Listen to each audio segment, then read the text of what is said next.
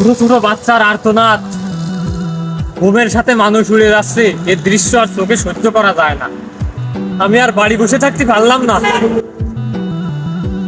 কি ব্যাপার, অনে যাচ্ছিস তুই এত ব্যস্ত, এত তাড়াহুড়ো করে?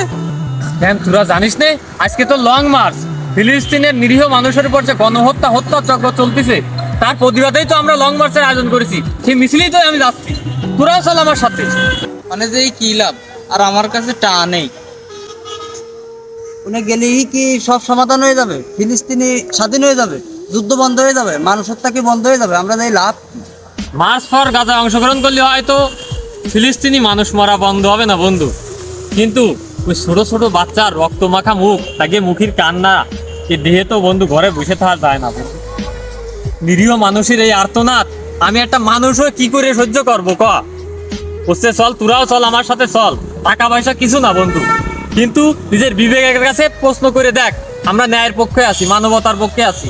ফিলিস্তিনি পাখি মরতেছে না, নিরীহ মানুষ মরতেছে। চল আমরা ফিলিস্তিনি অংশগ্রহণ করি, ফিলিস্তিনির মানুষের পক্ষে।